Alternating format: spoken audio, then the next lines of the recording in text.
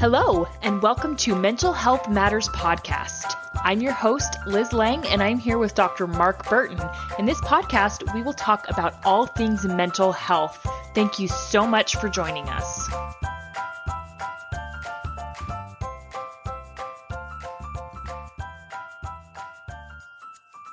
Hey guys, Liz Lang here with Dr. Mark Burton, and this week we're going to get into escaping abuse. And so I want to start out by giving a trigger warning. So this is I guess you might call it a graphic story. Now, we're not going to give obviously like terrible details, but if somebody is dealing with the trauma of an abuse, I just want to warn you, this episode may be triggering for you. So right. There's some hard things in it. I agree. Yes. Hard to hear, yeah. But it's important. It is very important. And so this is a real person's story, and I have her permission to share this story, as I always do whenever I share someone's story. And this is a story of somebody who was in an abusive relationship and got out. She is now in a better place, but it didn't end well at all. And, this is something that is important to talk about. We think everything we talk about is important, but right. But this is because this is a serious issue. Yes. And I guess the main goal in this episode is to give people hope that, you are not stuck, is really what it comes down to. So as always, when we give listener stories, we protect their privacy. And so we use fake names. And so we're just going with Jane and John are the names that we are going with. So when I interviewed Jane for this story, I got a lot of details, and it's not always possible for me to get every single detail that somebody gives. But as much as possible, when I was writing down this story for Mark to read and for me to read on air tonight, I tried to use her words as much as possible. And so I really tried to keep the story as much hers as I can. So just keep that in mind as you listen to it, that, this is her story. Okay. So when Jane first started dating John, he owned that he had been diagnosed as bipolar, and he also drank a lot, but there were no other signs that he was abusive. Now, I want to kind of stop there because I feel like a lot of people are quote unquote diagnosed with bipolar disorder. That's true. And I think it's often misdiagnosed. Yes, I hear this a lot. And I'm not going to say that he wasn't bipolar. And I think there are some behaviors to indicate that he could have been. A lot of times people think that bipolar means they're just really hot and cold. And that's not what bipolar disorder is. Right. And I think often, I'll just make this one statement, often it's misdiagnosed and it's really a personality disorder. And I had a very good psychiatrist who gave a whole lecture on this one time, and I really think it's true. There are really people who are bipolar. I'm not saying that. So listeners, I hope you can get that, but I think it's often misdiagnosed. Yes. All right. So they had a really good relationship in the beginning, Jane and John did, and they were happy together. So about 6 months in, John began to worry that Jane was seeing other guys, and he was convinced that she was hiding them in her room. And so she would video call him to show him that no one was there. And so at first she attributed this to him being separated from his wife, and maybe he felt guilty that the divorce wasn't finalized, and maybe he was technically being unfaithful. So she was able to kind of just dismiss it in the beginning. Well, Jane's son had moved in with her along with Jane's wife and son, and Jane's son never liked John from the beginning, and it created a lot of conflict. So eventually Jane decided to move in with John and allow her son to take over her lease. So at this point, they'd already been together for a year. That was when Jane found out that John had only very recently separated from his wife. All this time that they'd been together, he wasn't actually separated. And so John's wife had left him, and that was part of why Jane was going to move in. So a few weeks after Jane moved in with John, the verbal and mental abuse began, along with paranoia. So he accused her of talking to other guys. He started snooping through her phone, changing her passwords. He also claimed that she was taking videos of him to turn them over to the police, which is definitely a sign of paranoia. And then it also got to the point that he would hide her car keys or change the fuses in her car so that she couldn't get to work. And eventually she lost her job over this. And that was when she decided she'd had enough and she left. She was planning on getting a restraining order put out against him, but he called her crying, saying how sorry he was, that it would never happen again. And so she gave him a second chance, and then things got really bad. So the first time that things got physical, they were fighting, and she began to feel claustrophobic. She does have claustrophobia. And so she tried to leave the room, and he wouldn't let her. He blocked the door and barricaded her in. So in her panic, she bit his arm. Well, his response to this was to punch her and knock her out, were her words. And his paranoia only continued to get worse after that. So John accused Jane of sleeping with John's 25-year-old son when he found a condom in a trash can that wasn't his. And what also added to all of this is John's wife was feeding him a bunch of lies about Jane. So for some reason, John's wife is, I mean, they're still not divorced and she's still in the picture, probably because they have kids together, would be my guess. So it got to the point that they were fighting physically every day for 2 weeks. And from what I can gather, during this time, John got in trouble for drinking at work. And so his boss told him to take a week off to get his stuff together and then come back. Well, during this time, when he was taking this week off of work, things really kind of came to a head because John wouldn't let Jane out of his sight. He took her phone, he took her car keys, all the while she endured severe abuse. And so, trigger warning, this is where things get bad. So Jane did fight back, but it was always John who initiated. And so at one point she was thrown onto the floor. She had a goose egg on her head because of it. One side of her face was black and blue, and he hit her in the head with a Glock, and he did even shoot at her, and it grazed her ear. So this is a very, very serious, deadly situation that Jane was in. Can I just say he hit her in the head with the gun? And when you said Glock, I think maybe people don't know what that is. Fair. So it's a type of gun that he hit her in the head and then shot her. Yes. Yeah. And I mean, whether he was intentionally trying to scare her or not, I mean, either way, or it's a problem. And the worst part is she's stuck. She has no way of getting out. And we've talked about this before. When you try to get out of an abusive relationship, that's often the most dangerous time, is because they will tend to get more violent. Right. And often it leads to murder. Yes. So one day he said he was going to the liquor store. Now, at first, Jane was worried that he'd only said this just to see if she would try and leave. So she was worried that he had just parked down the road and was watching her.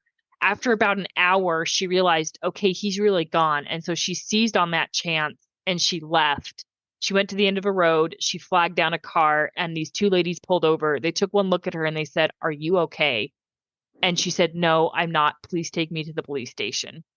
So they helped her file a report. They took pictures, they documented everything, and then they took her back to John's house so that she could get her car and her stuff.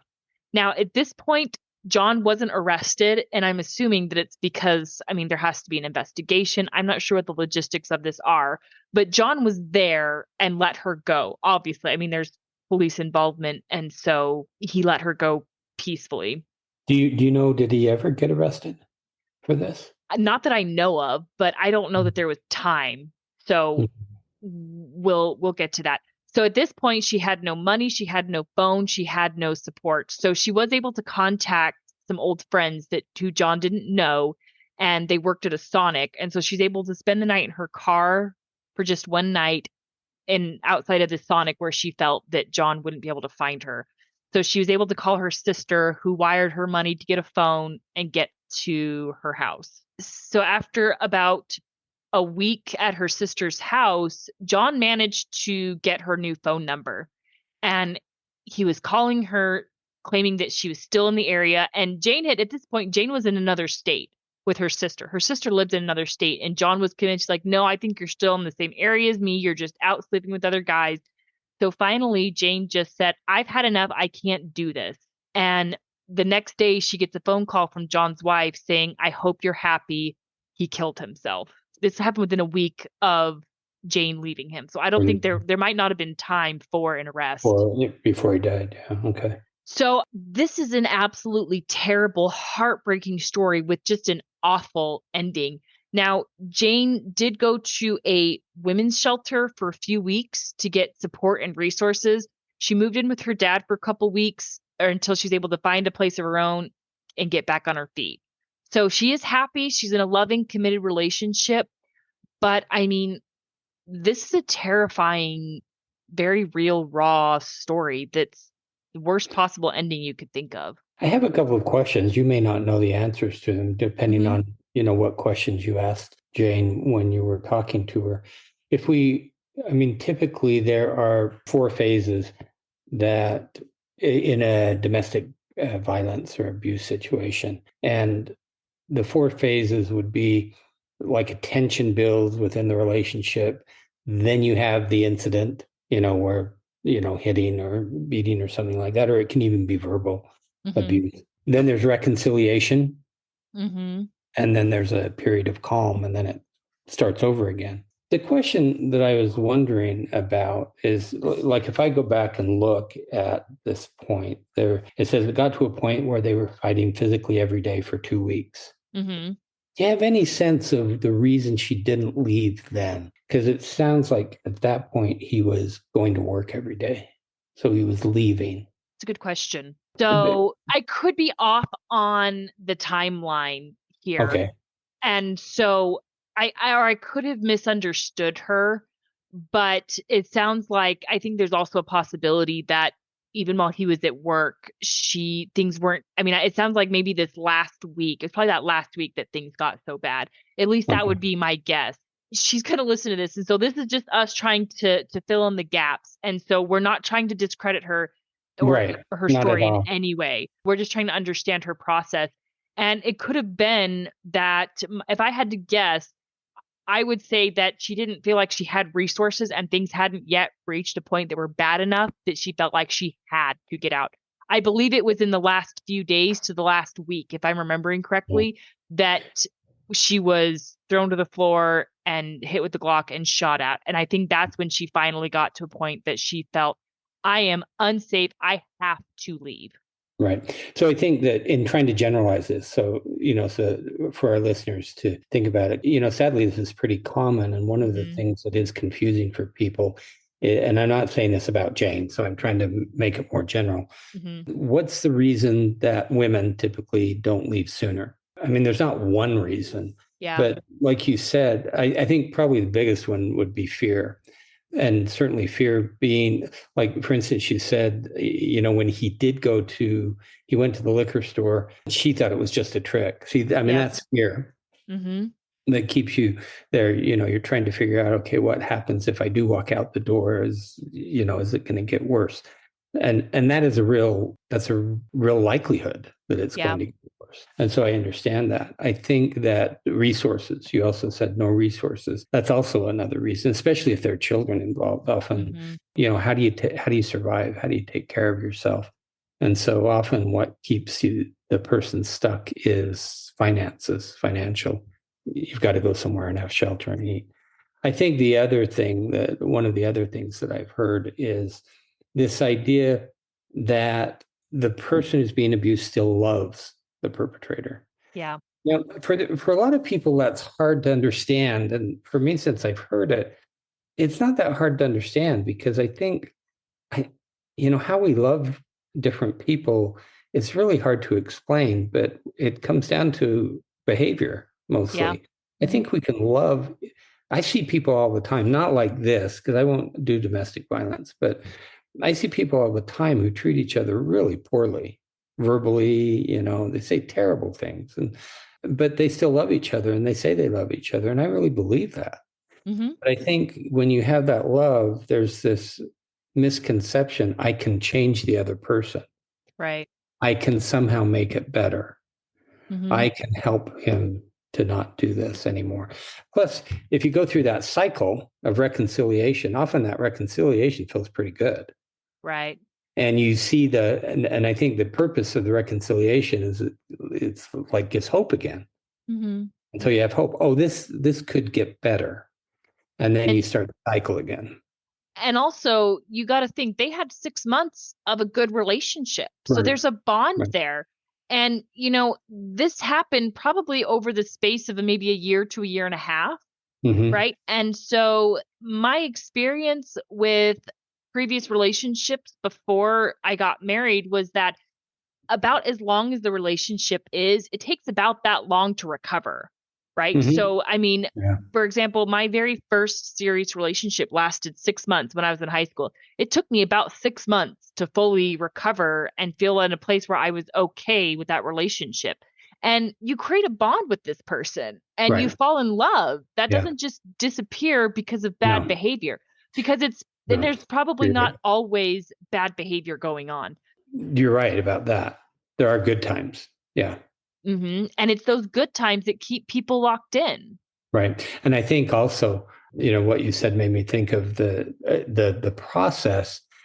It probably happens slowly over time. I would guess, Yeah. if you move in, all of a sudden he's brandishing a gun and hitting her on the head with this gun and shooting at her. That would probably be enough to have someone leave. Yeah. But it probably doesn't work that way. It's almost like you go in deeper, deeper, deeper, deeper. And, it got really bad there at the end, certainly. Again, I'm not going to diagnose him at all. I think there was something else going on other than bipolar. I Yeah. mean, I don't know that bipolar could cause this type of behavior in and of itself. And so I think there was and bipolar is a mental illness. I'm not saying it's not. It's Hmm. just that I think there were maybe some other serious things going on Yeah. because it just sounds really serious and he's really unbalanced. But you Yeah. can't see that, so you're right. You move in with someone and they have good 6 months and it's really hard to see it. Hmm. I Yeah. mean, there's no way she could have seen it. I don't think that's possible. Yeah. I And don't so you think get any, stuck in the relationship. That's a real thing that happens in these domestic violence situations. And who do you turn to? It sounded to me yeah. like, and one of the things that made me sad is that her son wouldn't have anything to do with her. I think that, even though her son didn't approve of John, that fine, we get it, but still to not come to the aid of your mom, I think that's really sad. I would guess that because he was so toxic would be my guess. And he tried and tried. I mean, I agree that it is sad that, when she finally did try to get out, she couldn't turn to her son. I think that is pretty sad. But we don't know all the specifics of how that Right, transpired to that point, right, right? I mean, right, there very well could have been something in John's behavior that pushed him to the point that I cannot do this anymore. And I'm not right. saying that is what happened.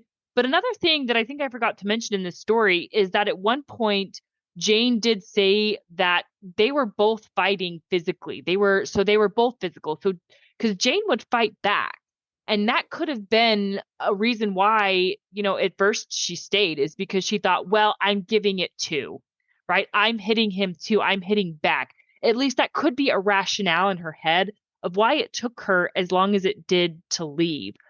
I And I, suppose, but it sounds more like self-defense to me than yeah, anything. I mean, I think she has the right to defend herself, and I agree. But when you're in that space, right? you're not always rational. And so, these are just kind of some of the conclusions that I'm drawing. And so, I mean, the point is abuse is not okay. And, No, going back to that first instance, someone could say, well, she bit him. She started it, but she was panicking. First of all, she wasn't in the right state of mind. Claustrophobia is a real thing, and we know that you do irrational things in fear. And second of all, it is abusive to keep somebody from leaving when they want to go. What are your no. thoughts on that? See, I think it's a normal response. I think it's a very visceral response, and to me, it makes sense. Yeah. She's threatened. She's being backed into a corner. And I don't want to compare it to an animal, but we have all those instincts. You know how we've done Yes. episodes before about our behavior is really governed by, where we come from and the hormones and stuff. And so the fact that she bites him to me says, yes, it's like this natural response. I've got to get out of here. So I'm going to Yeah. do what I can. So I don't see that as, well, maybe it's unusual behavior, but I see it as here's what I see it as an appropriate response. That's my thought too. So It, that's what I would say. And a lot of people would say, well, that's not an appropriate response because we try and get kids not to bite. I think in that case, it feels like the best way she had to defend herself. Right. And I would imagine that after they've been together for a year, that he probably knows that she's claustrophobic, right? And Yeah. Oh, and sure. and if somebody wants to leave a room and you are physically keeping them in a place where they are flooded, you're going to react. And so I Yeah. agree with that statement of visceral, right? It was Yeah. just she wanted to get out. And I, I I guess certainly I really relate to this because I'm claustrophobic. And I think okay. when you feel that, you do anything. Yeah. And so to me, it makes sense that she bites him Yeah. And certainly his response, he retaliated. I mean, by knocking her out. Yeah. That's yeah. terrible. Yeah. So I want to make our listeners aware of resources if they are in an abusive relationship. Well, in Salt Lake, I mean, I'm only familiar with it in Salt Lake. So I think the main one you'd go to is the YWCA. YWCA. Yeah, they are really excellent. That is such a great organization. And the facility they have downtown is really wonderful. And so so there's a shelter there, but they also have counselors and, therapists. They have resources for children. If they are the place that if I know someone who's in an abusive relationship, and they're trying to figure out a way to get out, I think the first step is to call and Hmm. say, because if you're afraid, how we talked about that, Yeah. when you leave, then the chance of a violent incident really goes up. But I think, if there's any way you can call and say, how do I do this? That's where I'd start for someone who's in an abusive relationship. Now, they aren't the only shelter in town. There's one in Park City. Certainly, I don't know the names of these shelters, but there are at least two others out south in the valley. But Hmm. again, I think if the YWCA, if they wouldn't be able to take you in, they would certainly know these other options, as far as where you can go. And I actually went to one way back many years ago when I was at the Family Support Center, and I had a client who was in one. And so I went to visit, and it's the only time I've ever been. And how did I get, it's unmarked. There was a fence around it and, with an electric gate. And so nobody could get in. I mean, it was one of the most secure places I've ever been. But you go in, and then it's a facility for, with little apartments or living arrangements for women and their children. And I was pretty impressed with the security that they had. I can't remember all I had to go through to get there, but they were not going to let me come easily, until they were sure of who I was. But Yeah. I was able to go in. And so I think, these people who help women in distress, I mean, it's an amazing job that they do. It really is a wonderful resource. So there are resources out there. So I only know what's going on in Salt Lake City, but I would guess any major city is going to have something similar. So I Googled YWCA and I live in Indiana. And the first thing that came up was YWCA Central Indiana. So, I Mhm. mean, it sounds like this is at the very least a national organization. And so I just clicked on the first one and it does say eliminating racism, empowering women. So, I mean, that could be their main goal here in Indiana, but I would imagine that it does say assistance with housing admissions. If you are in a crisis and need housing support during other hours, there are things that you can do. So there are resources out there. If you are in an abusive relationship, just keep in mind leaving is the most dangerous part and don't do it alone. Right. That's a really good thing to bring up. Don't do it alone. And that's where I think that these agencies like the YWCA can help you. It sounded to me like Jane didn't really have friends who would help her. I mean, Hmm. she had the friends who were at the Sonic who she ended up going to be with, but still, fortunately, these two women who picked her up, were, I guess, there to help her move out, get her car, and get her stuff. And so don't do it alone. I agree with that. You've got to have someone there. The police, possibly, if there's any way you can get the police involved. Well, so these two women that picked her up, they took her to the police station. Yeah. Is Yeah. is But what then they they took did. her home as well to get her car, right? No, After. I believe the police did that. The police Oh, okay. escorted her. Okay. Yeah, sorry. I hope that was if that's unclear for No, anyone who. yeah, that wasn't clear. So the Oh, police, sorry. that makes more sense. Okay. Yeah, yeah. So I apologize. I was unclear with that. So yeah, the police took her back to her house. So she had police escort there that were willing to help her get her car and get her things. So I do want to make a comment about Jane's experience with her women's shelter that she did share with me. So because her sister was one that encouraged her to go. So because like they have resources, they can help you find a job. They Hmm. can provide you with, a free shelter, free food, all of these kinds of things. And she said there's counseling there, which I mean, Right. clearly, and she definitely needed some counseling. I Well, mean, it's a traumatic experience. It's a very, very incredible. traumatic. Yeah, I mean, not only has she been abused, but then her abuser kills himself. The responsibility is put on her. Now, I want to Yeah. be clear, it was not her fault. No. No, And definitely if not. in no way, shape, or form was it her fault that he killed himself. Absolutely not.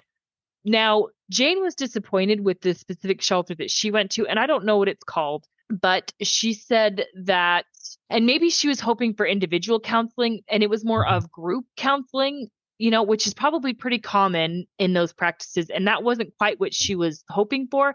But Right. she did say that her initial meeting was with another person, and it was basically just to make sure that no one was suicidal. And so Hmm. it sounded to me like a lot of the counselors and a lot of the people at this specific women's shelter were volunteers. So just expect that. Okay. Yeah. So, I mean, keep in mind that they are going to do everything they can, but just go into it with an open mind, right? That the Right. main point is to get you a safe place. Right. And I do know, it depends on where Jane was and the resources there. I do know that the YWCA, it seems to me, has a pretty good financial backing. I mean, they've got a Okay. lot of resources, and so it's a fairly large facility. If you see if you've ever been downtown and see it, there must be 4 or 5 large buildings in this compound that they Okay. have. And so they certainly have more resources than probably most. Okay. So if you or someone you know is in an abusive relationship, there are options. You have help, you have hope, and find resources. Just find a way to get to safety. That should be your number one priority.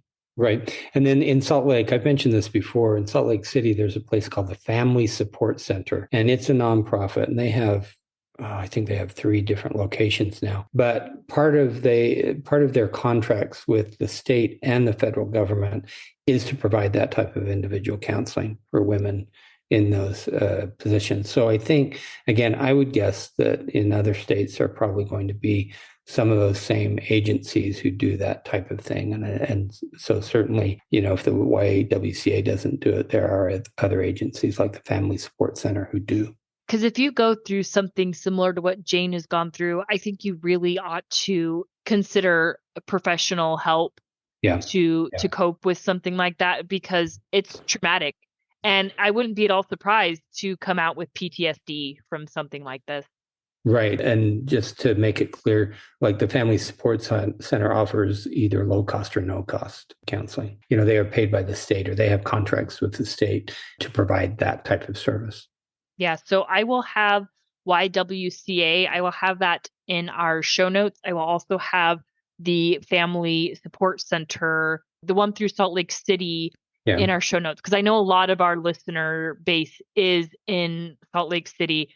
But another option, if you are absolutely desperate to get out or you feel really stuck or if you feel really unsafe, you can call 911 and you can pretend to be calling anybody.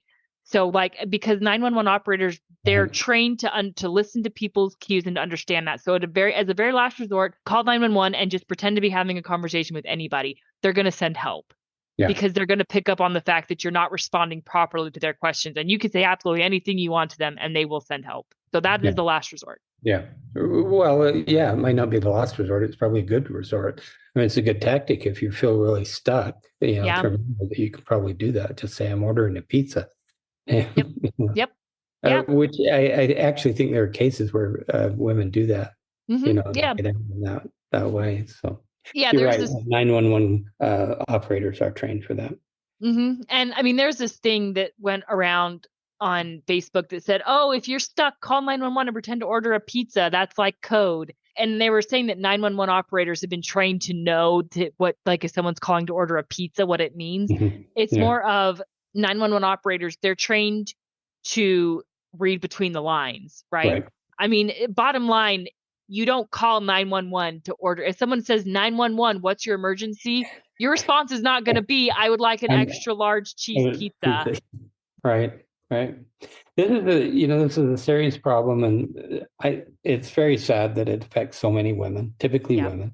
Mm-hmm. I mean, there are some men who are in domestic violence situations, but it's definitely not to the same level as it affects women. And so, hopefully listeners, if they know someone or if they themselves might be in this situation, there are options for getting out. And it is scary. Yeah. There are valid reasons to be afraid. Mm-hmm. And so that, we understand that, but it's still important to get out and be safe. Yeah. And there are valid reasons that you stayed as long as you did. Yeah. I mean, leaving is hard. And so don't be hard on yourself because you still haven't left. This is your journey. This is your struggle. This is your trauma. And you're the one that has to deal with it. And you're the one that has to face it. So don't let somebody else tell you the way that it should be going.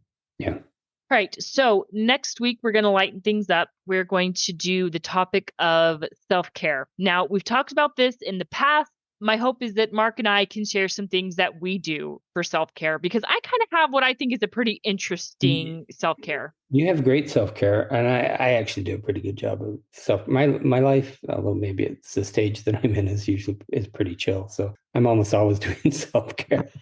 But so it'll be a good thing to talk about. Well, I've got 3 young kids, so my self-care is very treasured. You need more self-care than I do right now in your life. Everybody goes through a phase. All right. So that'll be fun to talk about. We will see you all next week. Have a good week, everyone. Have a question for Dr. Burton? How about a topic you'd like us to cover? Send us an email at mentalhealthpod21@gmail.com. This podcast was produced and edited by Liz Lang. Music is by Audio Lounge.